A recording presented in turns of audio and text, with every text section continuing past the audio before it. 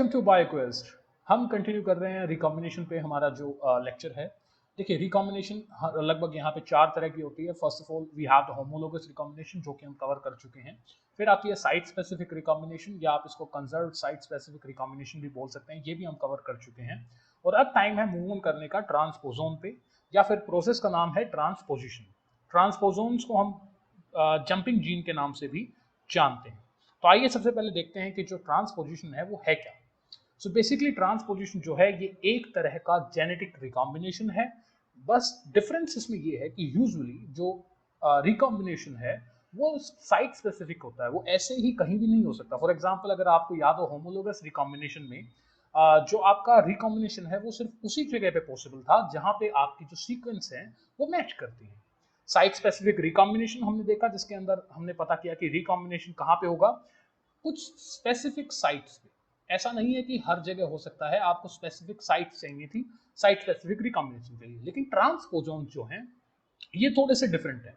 इनकी खासियत क्या है कि ये रिकॉम्बिनेशन कहीं भी कर सकते हैं, ऑलमोस्ट कहीं भी। इनको कोई सीक्वेंस स्पेसिफिसिटी नहीं चाहिए होती, जैसा कि मैंने यहाँ पे मेंशन भी किया है that they are not highly sequence specific. ये सीक्वेंस स्पेसिफिक नहीं होते हैं, ये कहीं भी यू कैन से रिकॉम्बिनेशन करके एक जगह से दूसरी जगह जा सकते हैं। बेसिकली आप ये कह सकते हैं कि मान लीजिए कि यहाँ पे आप देख सकते हैं कि ये सारे जो हैं, फॉर एग्जांपल यहाँ पे मेज, ह्यूमन और फ्रूट फ्लाई जो कि ड्रोसोफिला मेलानोगास्टर है, हमने इन 3 एग्जांपल्स को यहाँ पे देखा है। तो देखिए ट्रांसपोजिशन में होता क्या है कि जेनेटिक रिकॉम्बिनेशन होगा जिसमें an element of DNA, basically एक डीएनए का टुकड़ा एक साइट से दूसरी साइट पे चला जाएगा। वो साइट कौन सी होंगी ये वेरिएबल है, बट वो कुछ भी हो सकती है क्योंकि जो ट्रांसपोजिशन है it is not highly sequence specific. ये आमतौर पे हो सकती है कहीं भी। ये इनफैक्ट आपके जो एक्टिव जीन्स है, मान लीजिए ये मेज के केस में यहाँ पे ADH1F जीन है जो कि एक एक्टिव जीन है। तो ट्रांसपोजिशन जो है, ट्रांसपोजोन्स जो है वो बेसिकली डीएनए के ऐसे टुकड़े हैं जो एक जगह से दूसरी जगह जा सकते हैं। तो मान लीजिए कि यहाँ पे ये हमारा एक ट्रांसपोजोन है, एक जंपिंग जीन है। ये रिकॉम्बिनेशन करके इसके पास ये कैपेसिटी है कि यहाँ से ये एक एक्टिव जीन के बीच में जाके बैठ सकता है, कुछ इस तरीके से। तो ये आपकी जंपिंग जीन्स के अंदर ये खासियत है इनकी। Basically they can almost insert themselves even in the middle of active genes, they can interrupt them. Basically चलते एक्टिव जीन को, मतलब कि चलते हुए जीन को ये एकदम से रोक सकते हैं, क्योंकि बीच में एकदम से आप सोच के देखें ना कि सीक्वेंस ही सारी चेंज हो जाएगी अगर एक एक्टिव जीन के अंदर एक दूसरा जीन आके रिकॉम्बाइन कर जाए। जो आपकी ट्रांसपोजोन्स हैं ये सबसे आपने सुना होगा कि हमारे अंदर जो हमारा इवोल्यूशन है उसके अंदर काफ़ी चीज़ें जो हैं वो ज़रूरी हैं। फॉर एग्जांपल वेरिएशन ज़रूरी है जो कि हमें सेक्सुअल रिप्रोडक्शन से मिलता है, म्यूटिक रिकॉम्बिनेशन से भी मिलता है। लेकिन उसी के साथ साथ जो सबसे कॉमन सोर्स है ना म्यूटेशंस का, वो होते हैं ट्रांसपोजोन्स या फिर ट्रांसपोजिशन। सो मैं यहाँ पे पहले ये बताना चाहूँगा, देखिए ट्रांसपोजिशन जो है वो प्रोसेस का नाम है, ठीक है। और जो जीन ट्रांसपोजिशन करते हैं उनको हम बोलते हैं ट्रांसपोजोन्स, ओके। इन्हीं को हम जंपिंग जीन्स भी बोलते हैं। तो इस चीज में कंफ्यूज मत हो जाइएगा, ट्रांसपोजिशन प्रोसेस है, ट्रांसपोजोन वो जीन है जो कि ट्रांसपोजिशन कर सकता है। उसके बाद अगर आप देखें तो जैसे जैसे आप लोअर टू हायर ऑर्गेनिजम्स की तरफ जाएंगे, फॉर एग्जांपल यहाँ पे आप देख सकते हैं यूजुअली जो हायर ऑर्गेनिजम्स हैं जैसे ह्यूमन है, मेज जो कि एक again it is an angiosperm, एक तरह का प्लांट, आपको पता ही होगा मेज के बारे में। सो इनके अंदर जो ये आपको ग्रीन वाला सेगमेंट दिख रहा है ये आपका डिनोट करता है ट्रांसपोजेबल एलिमेंट्स को। ट्रांसपोजेबल एलिमेंट मतलब कि ट्रांसपोजोन, ठीक है। तो यहाँ पे आप देख सकते हैं कि लगभग 50% जो है वो ट्रांसपोजोन रिलेटेड सीक्वेंसेस है, मतलब वो ट्रांसपोजिशन कर सकते हैं। ह्यूमंस के अंदर भी आप देख सकते हैं कि ये जितना भी जो भी ग्रीन सेगमेंट आपको दिख रहा है ये सारे क्या हैं, ट्रांसपोजिशन से, ट्रांसपोजोन से, ओके। सो बेसिकली सबसे कॉमन सोर्स है ये आपकी म्यूटेशन का, और हायर ऑर्गेनिजम्स के अंदर जो है ट्रांसपोजोन्स आपको ज़्यादा मिलते हैं। इसके बाद हम देखते हैं कि जो ट्रांसपोजोन्स हैं इसके टाइप कौन से हैं। देखिए ट्रांसपोजोन जो है वो बेसिकली आपको मेनली 3 तरह का आपको देखने को मिलेगा, तीनों यहाँ पर आप देख सकते हैं। So the 3 type of transposons, और ट्रांसपोजिशन बात एक ही है, बट अगेन कंफ्यूज मत हो जाइएगा, ट्रांसपोजिशन प्रोसेस है, ट्रांसपोजोन जीन है। सबसे पहले है हमारे पास डीएनए ट्रांसपोजोन्स। दूसरा टाइप है हमारे पास LTR, इसको हम वायरस लाइक रेट्रो ट्रांसपोजोन्स भी बोलते हैं। और लास्ट है हमारे पास पॉली ए रेट्रो ट्रांसपोजोन्स जिनको हम नॉन LTR भी बोलते हैं। अब आप कहेंगे सर ये LTR क्या है? अरे भैया LTR है लॉन्ग टर्मिनल रिपीट्स, मतलब कि टर्मिनल के ऊपर लंबे लंबे रिपीट्स होंगे।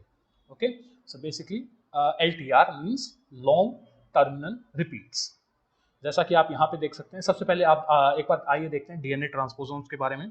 तो डीएनए ट्रांसपोसोम्स के ऊपर सबसे पहले आपको देखिए क्या देखने को मिलेगा, ये आपका यहाँ पे है डीएनए ट्रांसपोसोम। तो ये आपका ट्रांसपोजेबल एलिमेंट है। जो ये ब्लू वाला एरिया है, आप इसको ये जो एरिया है ब्लू वाला, ये आपकी टारगेट साइट डुप्लीकेशन है। ये ट्रांसपोसोम का पार्ट नहीं है। बेसिकली ट्रांसपोसोम यहाँ ग्रीन वाले सेगमेंट से शुरू होता है और ये ग्रीन वाले तक ही जाएगा। इतना ही है आपका ट्रांसपोसोम। सो बेसिकली देखिए, सबसे पहले हम बात करते हैं डीएनए ट्रांसपोसोम्स की।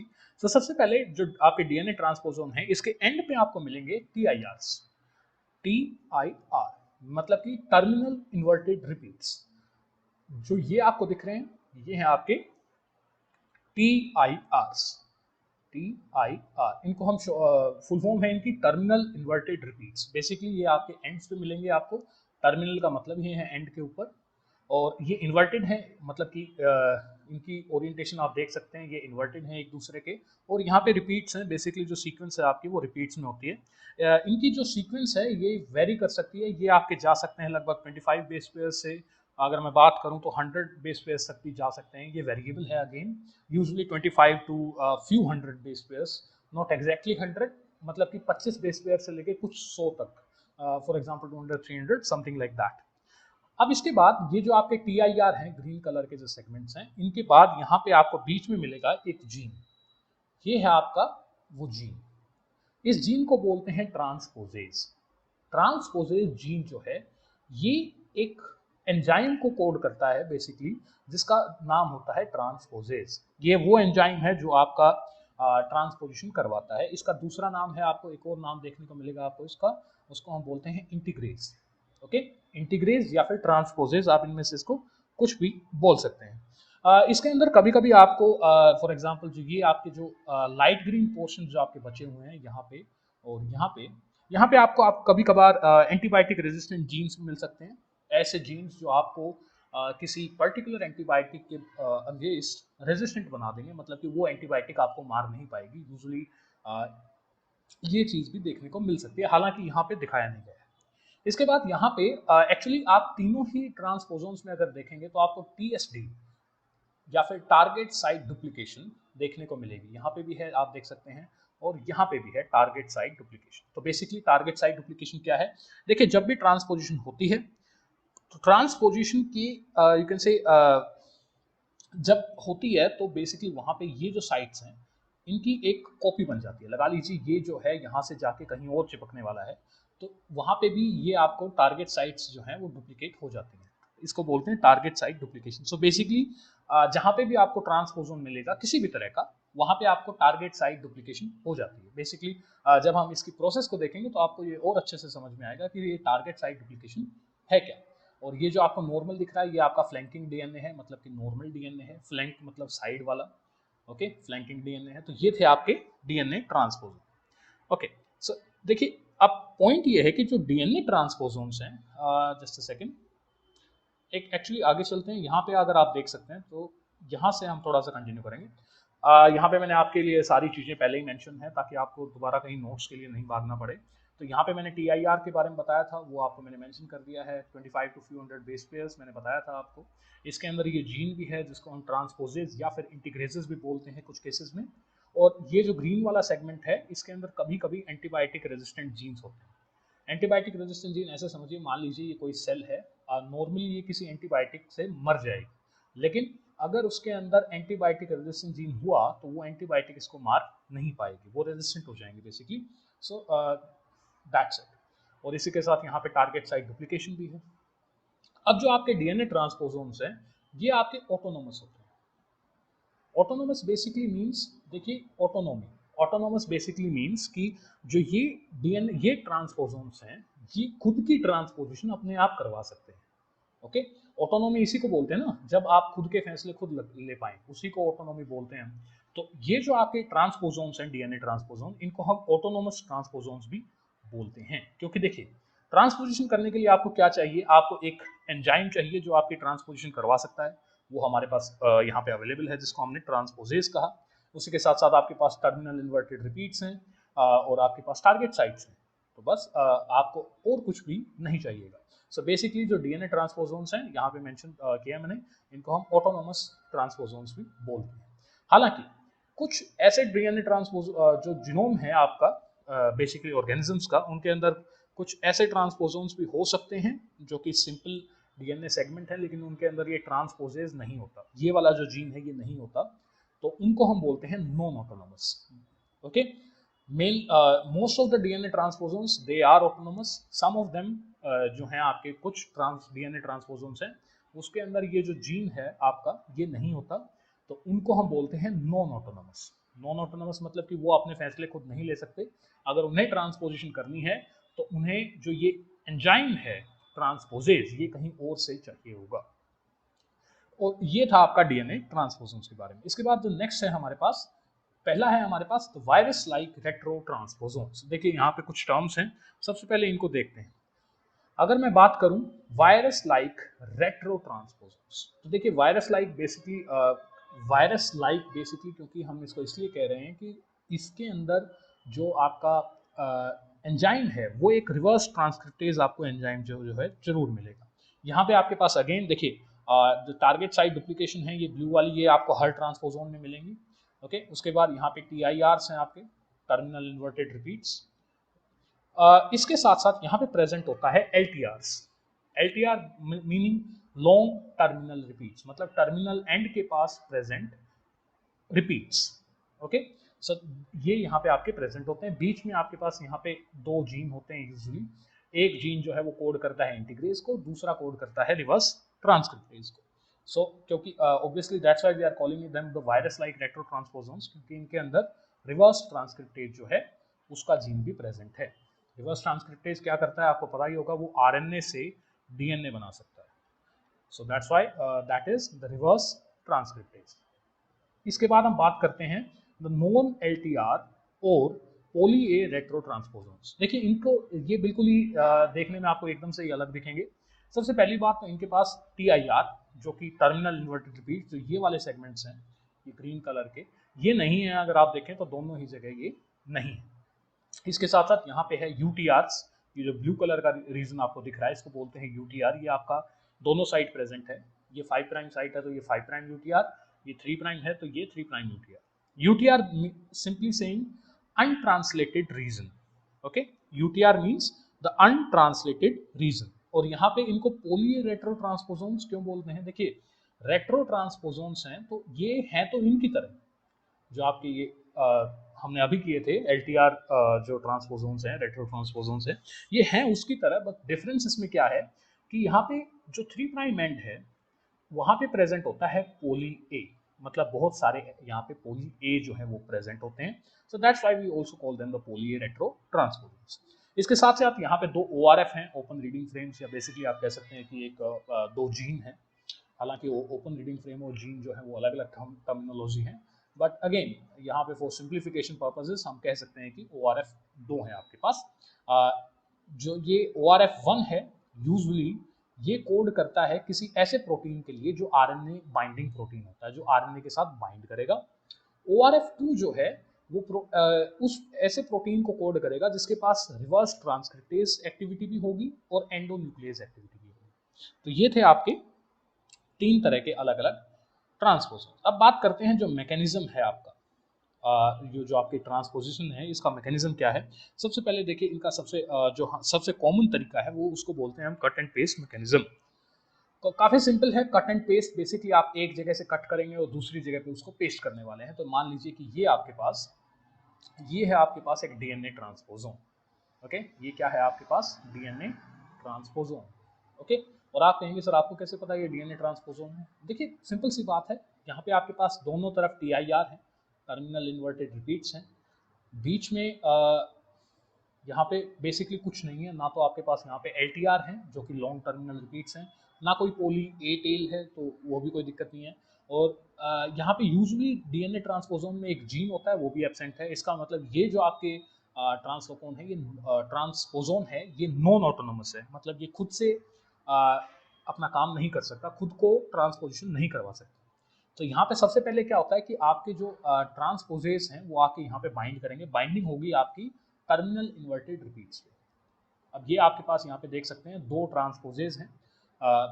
तो ये मल्टीमर बनेगा बेसिकली एक तरह से, एक यहाँ पे बाइंड करेगा और एक यहाँ पे, और यहाँ पे इस तरह से आपको एक लूप फॉर्मेशन देखने को मिलेगी। अब देखिए ये हो कैसे रहा है, बेसिकली ये यहाँ से फिर इसको कट कर देंगे कुछ इस तरीके से, यहाँ पे आपका कट लग जाएगा दोनों जगह पे। तो बेसिकली कट हो गया। अब आपको क्या करना है, पेस्ट करना है। तो पेस्ट करना बड़ा ही सिंपल है। मान लीजिए ये जो ब्लू है ये आपका टारगेट साइट है। टारगेट साइट मतलब कि जहाँ पे ट्रांसपोजिशन जो है वो होने वाली है, और ये आपका जो है डीएनए ट्रांसपोजोन है। तो बेसिकली होगा क्या, अब यहाँ पे आपके दो एंड हैं 5 प्राइम और 3 प्राइम। इस साइड भी ये आपका 3 प्राइम एंड है और ये आपका 5 प्राइम एंड है। हमें पता है कि 3 प्राइम एंड पे आपका प्रेजेंट होता है हाइड्रोक्सिल ग्रुप। हाइड्रोक्सिल ग्रुप जो है वो क्या करेगा, ये जो आपका यहाँ पे टारगेट साइट है जहाँ पे आपका ट्रांसपोजन जुड़ने वाला है, उसके फोस्फेट बैकबोन पे एक न्यूक्लियोफिलिक अटैक लगाएगा। ओके, न्यूक्लियोफिलिक अटैक होगा और ये जो बॉन्ड बेसिकली ये जो 3 प्राइम OH है ये यहाँ पे जुड़ जाएगा कुछ इस तरीके से। ओके, यहाँ पे न्यू जंक्शन बनता है, बेसिकली एक नया बॉन्ड बनता है डीएनए ट्रांसपोजोन और जो टारगेट साइट है उसके बीच में कुछ इस तरीके से। तो इस तरीके से आपका बेसिकली जो सबसे कॉमन मैकेनिज्म है कट एंड पेस्ट मैकेनिज्म वो काम करता है।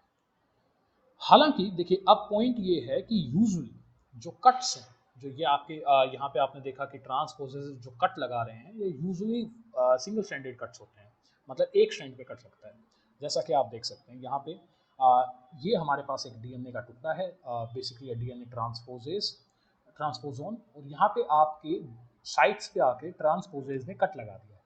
यहाँ पे एक कट यहाँ लगा है और एक कट यहाँ लगा है, तो ये निक्स है बेसिकली, मतलब कि सिंगल स्ट्रैंडेड डीएनए को कट किया है। इसके बाद 3 अलग अलग तरीके हैं जिनसे ये जो दूसरी स्ट्रैंड है, क्योंकि देखिए अगर आपको रिकॉम्बिनेशन करनी है तो मैंने बताया आपको कि हमेशा आपको क्या चाहिए, डबल स्ट्रैंडेड ब्रेक्स चाहिए, क्योंकि आपको डीएनए पूरा कट करना है। तो यहाँ पे हमें इसको भी तोड़ना है और इसको भी तोड़ना है। इसके 3 मैकेनिज्म है हमारे पास।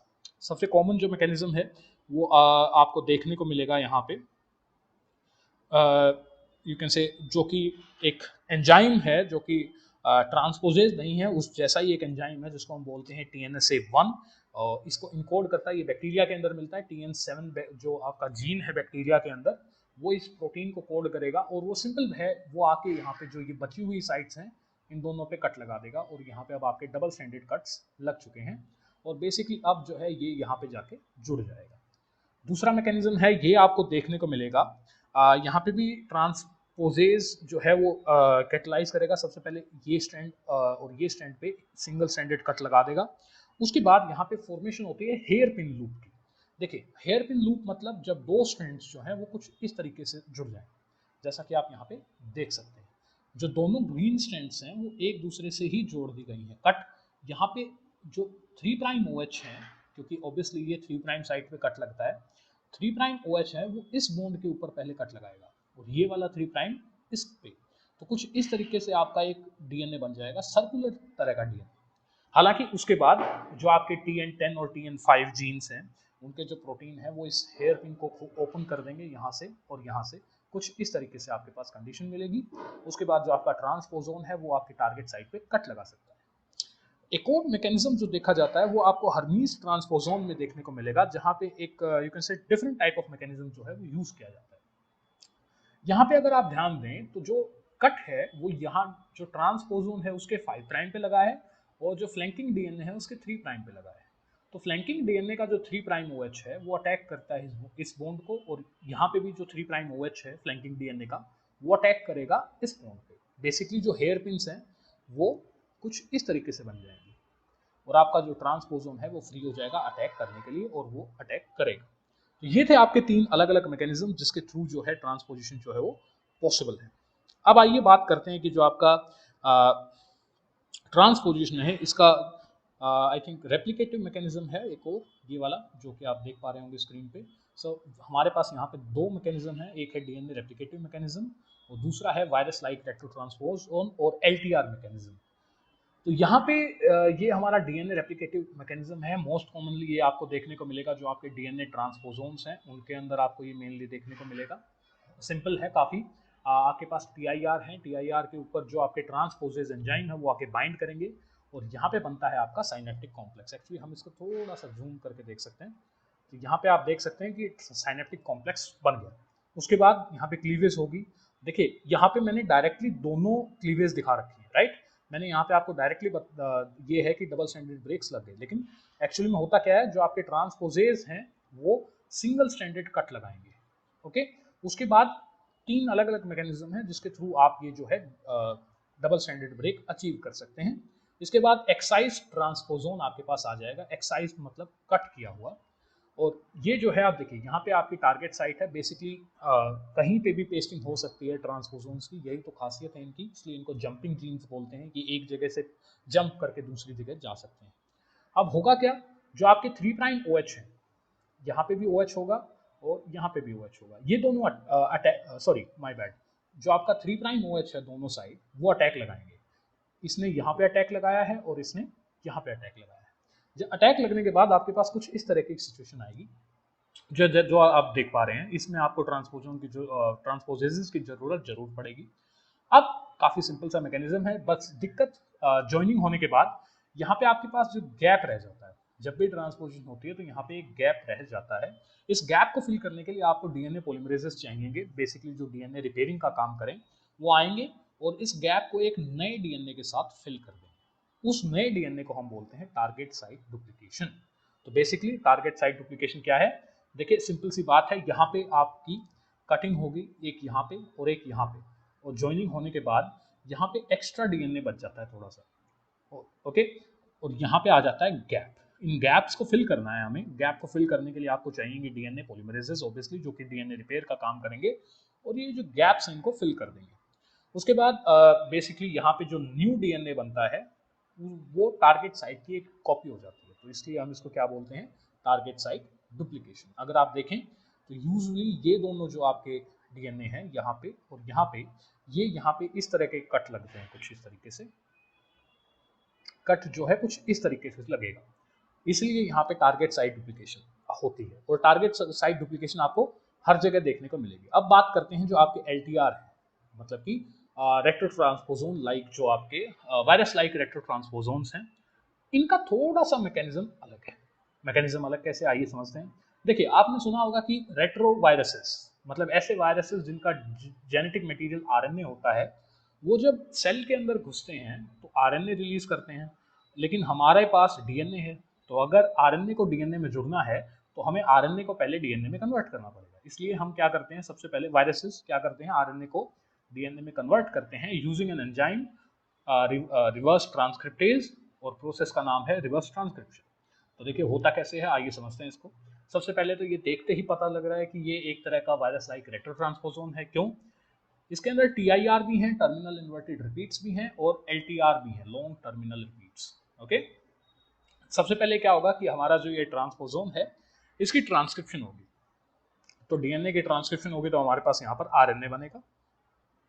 आरएनए बनने के बाद यहाँ पे क्या होता है कि आरएनए के ऊपर काम करते हैं एंजाइम्स जिनको बोलते हैं RTs, बेसिकली रिवर्स ट्रांसक्रिप्टेज।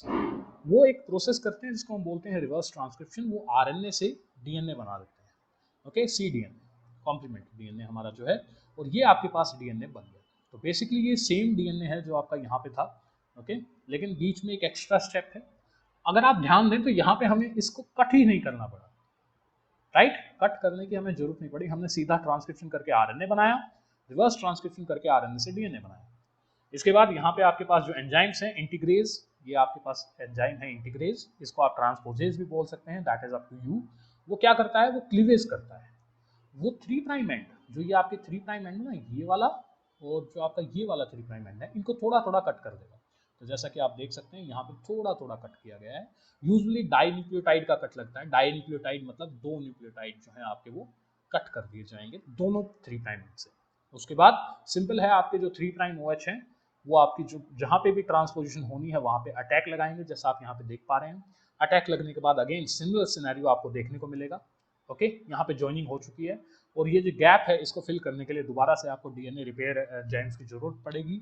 वो गैप को फिल करेंगे, लाइगेशन करेंगे, और आपके पास अगेन ये देखिए टारगेट साइट जो है वो डुप्लीकेट हो चुकी है। ये है आपकी टारगेट साइट, ये वाली टारगेट साइट है, ये भी टारगेट साइट है, और यहाँ पे इनकी डुप्लीकेट कॉपीज आई हैं।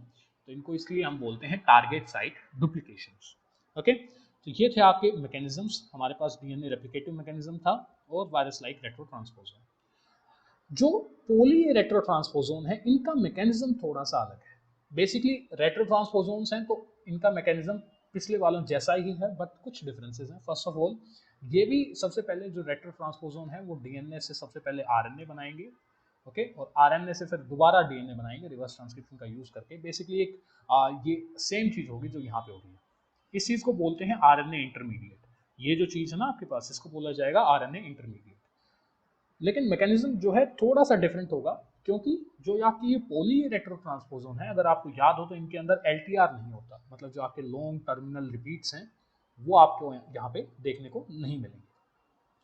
जो ये मेथड यूज करते हैं उसको हम बोलते हैं target site primed reverse transcription. लगभग वैसा ही है। Okay, as you can say, सबसे पहले मैंने आपको बताया कि डीएनए जो है वो आरएनए पॉलीमरेजेस की तरफ से एक आरएनए बनाएगा। प्रमोटर जो है वो 5 प्राइम यूटीआर पे प्रेजेंट होता है। ORF1 और ORF2 जो हैं वो प्रोटीन बनाएंगे अपने अपने। मैंने आपको बताया था ORF1 एक ऐसा प्रोटीन बनाएगा जो आरएनए बाइंडिंग कराएगा। ORF2 एक ऐसा प्रोटीन बनाएगा जिसके अंदर दो एक्टिविटी होगी। एक तो एंडोन्यूक्लियस एक्टिविटी, क्योंकि उसे कट लगाने हैं तो एंडोन्यूक्लियस चाहिएगा आपको। एंडोन्यूक्लियस जो है वो कट लगा सकते हैं डीएनए के अंदर। और दूसरा आपको चाहिएगा रिवर्स ट्रांसक्रिप्टेज, क्योंकि आपको रिवर्स ट्रांसक्रिप्शन करनी है तो आपको रिवर्स ट्रांसक्रिप्टेज जो है वो चाहिएगा। स्पेलिंग यहाँ पे थोड़ी सी गड़बड़ हो गई है, बट देख लीजिएगा। ओके, उसके बाद जो ORF1 का जो प्रोटीन था, ओके, उसको हम प्रोटीन पी बोलते हैं।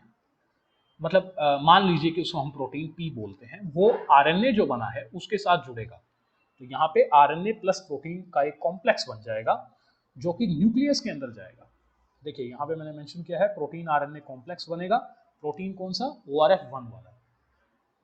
वो क्या करेगा? प्रोटीन आरएनए के साथ जुड़ेगा, इस आरएनए के साथ। देखिए मैकेनिज्म सेम ही है, बस सेम होगा कुछ इस तरीके से ही। आपका यहाँ पे आपका ये आपका एलटीआर है, वहाँ पे नॉन एलटीआर ट्रांसपोजोन होगा। वो आरएनए बनाएगा, आरएनए एक प्रोटीन के साथ जुड़ेगा और न्यूक्लियस के अंदर जाएगा। ओके, उसके बाद जो सेलुलर डीएनए है उसके साथ आपकी जो है ज्वाइनिंग हो जाएगी। ओके, एंडोन्यूक्लियस जो आपका दूसरा ORF2 था आपका, ओपन रीडिंग फ्रेम 2, वो एंडोन्यूक्लियस जो था वो इंटीग्रेशन करवाएगा आपकी। यूजली जो इंटीग्रेशन है वो ऐसी सीक्वेंसेस पे होती है जहाँ पे टी या थाइमिन जो रिच सीक्वेंसेस होती हैं उनको हम, वो आपकी प्रेफर्ड क्लीवेज साइट होती है, बेसिकली वहाँ पे कट लगाया जाता है। ओके, सो कुछ इस तरीके से लगभग सेम है, ज़्यादा कुछ डिफरेंसेस नहीं है। बस क्योंकि एलटीआर नहीं है, ORF2 है और प्रोटीन आरएनए आपका कॉम्प्लेक्स बन रहा है। इसी के साथ साथ मैंने यहाँ पे आपकी एक टेबल भी ऐड की है जिसमें आपके अलग अलग टाइप्स के यहाँ पे डीएनए है, जैसा कि आप देख सकते हैं। ये डीएनए मीडिएटेड ट्रांसपोजिशन है, तो मतलब कि यहाँ पे मैं सिंपली बात करूँ तो ये बात कर रहा है डीएनए ट्रांसपोजोन्स की। तो इस चीज़ में कंफ्यूज मत हो जाइएगा, यहाँ पे डीएनए ट्रांसपोजोन्स की बात हो रही है। अलग अलग मैकेनिज्म है, मैंने आपको एक बताया था डीएनए रेप्लिकेटिव मैकेनिज्म, राइट। वापस चलते हैं, ये जो डीएनए रेप्लिकेटिव मैकेनिज्म है, ठीक है। तो यहाँ पे सबसे पहला वही है बैक्टीरियल रेप्लिकेटिव ट्रांसपोजोम। इनके स्ट्रक्चर फीचर बता रखे हैं कि यहाँ पे TIR है, एंटीबायोटिक रेजिस्टेंस है, ट्रांसपोजेज है, हो सकता है। उसके बाद मैकेनिज्म क्या है वो इन्होंने मेंशन किया है और एग्जांपल। ओके, मैकेनिज्म तो बेसिकली मैंने बता ही दिया आपको, रेप्लिकेटिव मैकेनिज्म है। उसके बाद आते हैं कट डीएनए ट्रांसपोजोन का cut and paste mechanism, right. तो इसके एग्जांपल ये आपके TN5, TN10, TN7 ये हैं आपके। उसके बाद यूकैरियोट्स के अंदर भी जो ट्रांसपोजोन होते हैं वो भी आपके डीएनए ट्रांसपोजोन से होते हैं, राइट। और उनके स्ट्रक्चरल फीचर्स क्या हैं? उनके अंदर भी इन्वर्टेड रिपीट्स होते हैं जो कि एक कोडिंग रीजन को फ्लैंक करते हैं या उसके साइड में प्रेजेंट होते हैं, राइट। और इनमें यूजली ये भी जो है, देखिए यहाँ पे मेंशन भी है excision of DNA from old site and insertion to the new site. So basically कुछ नहीं है, जो आपके यूकैरियोटिक ट्रांसपोजोन है वो कट एंड पेस्ट मैकेनिज्म ही फॉलो कर रहे हैं यहाँ पे। तो हमारे पास दो कट एंड पेस्ट हैं, एक डीएनए रेप्लिकेटिव है। उसके बाद आरएनए मीडिएटेड ट्रांसपोजिशन, यहाँ पे आरएनए रेट्रो ट्रांसपोजोन्स की बात हो रही है। हमारे पास दो होते हैं, एक होता है वायरस लाइक रेट्रो ट्रांसपोजोन्स जिनको हम LTR भी बोलते हैं, एक है हमारे पास पोली रेट्रो ट्रांसपोजोन जिनको हम नॉन LTR बोलते हैं। ओके, इनके स्ट्रक्चरल फीचर्स हैं ये। ओके, स्ट्रक्चरल फीचर्स हैं यहाँ पे, और उसी के साथ साथ ये इनका मैकेनिज्म है, राइट। जैसा कि आप पोली रेट्रो ट्रांसपोजोन्स का अगर मैकेनिज्म आप देखें तो देखिए मेंशन है कि ट्रांसक्रिप्शन होगा आरएनए के अंदर, उसके बाद जो है कॉम्प्लेक्स बनेगा, वो न्यूक्लियस के अंदर जाएगा, और फिर जो है एंडोन्यूक्लियस जो ORF2 जो आपका एंडोन्यूक्लियस और रिवर ट्रांसक्रिप्टेज बना रहा था उसकी हेल्प से वहाँ पे बाइंडिंग होगी। ऑब्वियसली पहले जो है आरएनए डीएनए में कन्वर्ट होगा, इस चीज़ को कंफ्यूज मत कीजिएगा, उसके बाद एंडोन्यूक्लियस आएगा। इसके एग्जांपल्स ये आपके पास एफएनजी एलिमेंट्स हैं, लाइन एंड साइन जो हैं, ये भी मैमल्स के अंदर जो है रेट्रोट्रांसपोसोम्स आपको देखने को मिलेंगे। तो ये था आपका ट्रांसपोसोम्स। देखिए ज़्यादा कुछ नहीं है, एक बार रिवाइंड कर लेते हैं थोड़ा सा। सबसे पहले हमने देखा कि ट्रांसपोजिशन है क्या, कुछ नहीं है, एक तरह की रिकॉम्बिनेशन जो एक साइड से दूसरी साइड पे हो सकती है, कहीं पे भी हो सकती है बेसिकली। इसलिए जो ऐसे जीन्स होते हैं जो ट्रांसपोजिशन करते हैं उनको क्या बोलते हैं, ट्रांसपोसोम्स या फिर जंपिंग जीन्स। जंपिंग जीन्स के 3 टाइप हैं, डीएनए ट्रांसपोसोम्स और रेट्रो ट्रांसपोसोम, जो कि 2 तरह के होते हैं, एलटीआर और नॉन एलटीआर। एलटीआर को हम वायरस लाइक रेट्रो ट्रांसपोसोम्स बोलते हैं, नॉन एलटीआर को पोली। डिफरेंस क्या है, ये आपके स्ट्रक्चर डिफरेंसेस हैं। इसके बाद हमने थोड़ा थोड़ा इनके बारे में जानकारी ली, डीएनए ट्रांसपोजेंस, उसके बाद एलटीआर और नॉन एलटीआर के बारे में हमने जानकारी ली। फिर हमने सबसे पहला मैकेनिज्म देखा जो आपका कट एंड पेस्ट मैकेनिज्म था। उसके बाद मैंने आपको बताया कि देखिए जो आपके ट्रांसपोजेसेस हैं वो यूजुअली मिक्स करते हैं, मतलब सिंगल स्टैंडर्ड कट लगाते हैं, लेकिन रिकॉम्बिनेशन के लिए डबल स्टैंडर्ड ब्रेक्स आपको चाहिए, उसके बिना रिकॉम्बिनेशन पॉसिबल नहीं है। तो उसके जो डबल स्टैंडर्ड ब्रेक्स हैं उसको प्राप्त करने के यहाँ पे 3 अलग अलग तरीके हैं, वो यहाँ पे हमने डिस्कस किए। उसके बाद हमने 2 और मैकेनिज्म देखे। सबसे पहला मैकेनिज्म डीएनए रेप्लिकेटिव मैकेनिज्म देखा हमने, जो कि यूजुअली बैक्टीरिया के अंदर मिलता है। जो कट एंड पेस्ट मैकेनिज्म है, this is more common in eukaryotes. Bacteria के अंदर भी मिलता है हालांकि, लेकिन यूकैरियोट्स के अंदर basically cut and paste mechanism आपको मिलेगा। फिर हमने देखा कि वायरस लाइक रेट्रोट्रांसपोसोम्स जो हैं वो कैसे काम करते हैं, तो हमने उनका मैकेनिज्म समझा। उसके बाद हमने जो आपके पोली रेट्रोट्रांसपोसोम है उसका मैकेनिज्म हमने यहाँ पे समझा। ये था आपके ट्रांसपोसोम्स। Thank you for watching. I hope you found this video helpful and informative. If you enjoyed the content, please give it a thumbs up and share it with your friends. Don't forget to subscribe for more videos. Hit the bell icon to stay updated with our latest uploads.